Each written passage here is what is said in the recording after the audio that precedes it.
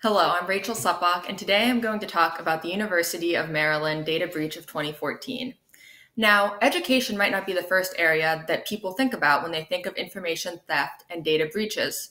However, in the first 6 months of 2017, 13% of reported data breaches were in the education sector. During that time, only the finance and healthcare sectors had more breaches. Recently, in March of 2019, Grinnell College, Hamilton College, and Oberlin College had all their admissions data breached, and applicants received emails offering to sell them their admissions file. All three colleges used a software called Slate to manage the applicant's information, but Slate claimed that it was not breached. None of the students paid the hackers, and so far it does not seem like any serious damage, other than to the college's reputations, has been done. However, there have been more serious breaches in the education sector. Major breaches have included at the University of Nebraska, where 654,000 records were compromised, the University of North Carolina, 350,000 records, Arizona State University, 300,000 records, and Northwest Florida State College with 279,000 records. Today, I'm going to talk about the University of Maryland, which was breached in 2014 and had 309,000 records compromised.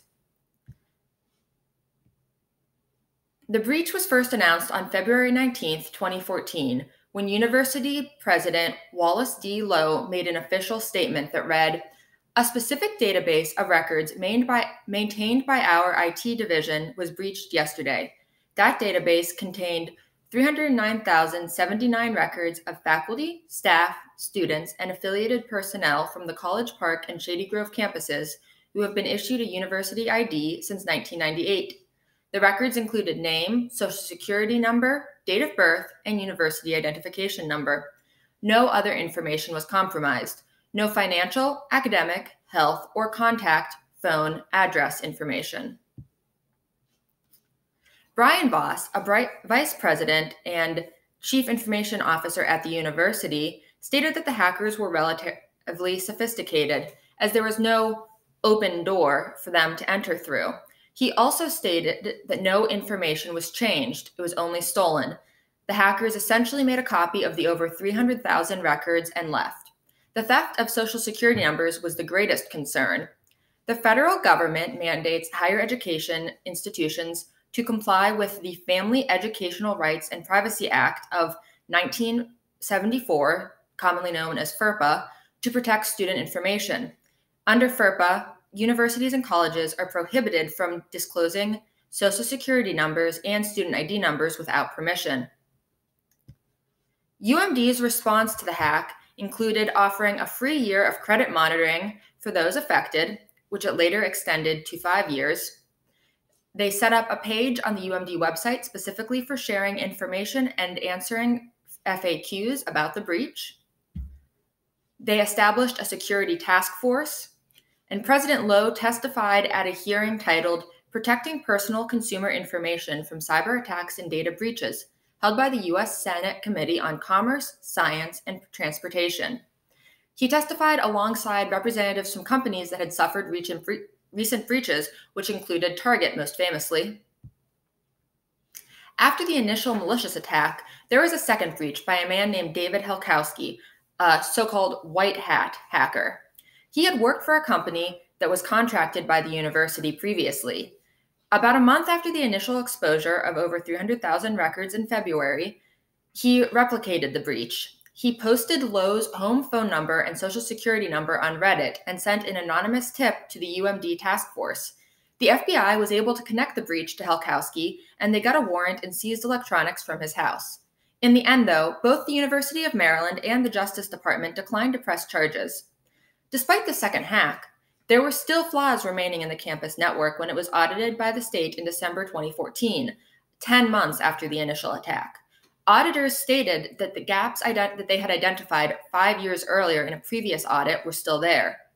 It would take until 2018 for UMD to set up multi-factor authentication in order for users to log on to its websites. Financial consequences of the breach included paying 5 years of free credit monitoring for those affected who chose to sign up, which was not the entire 309,000 affected people. Additionally, UMD had to pay for outside forensic experts, call centers, mailing notifications to affected parties, staff time, future prevention, lawyers, etc. Data security professionals estimated that the cost was in the seven figures. And then, beyond the explicit financial cost, there are also costs to the university's reputation. Of course, those can have huge financial impacts down the road, but they are not easy to estimate. Now, let's discuss how other universities can prevent such breaches as the one that affected University of Maryland in 2014. A Chief Information Officer or Chief Information Security Officer must consider the data retention policy. UMD had records on file from 1998. A CIO or CISO must consider how long is too long for records to be retained in the computer systems. Additionally, where are Social Security numbers specifically retained? Are they retained for all purposes or only in dedicated databases? The frequency of review for perimeter security and intrusion detection protocols for sensitive databases, such as those that have Social Security numbers, must be suitably often.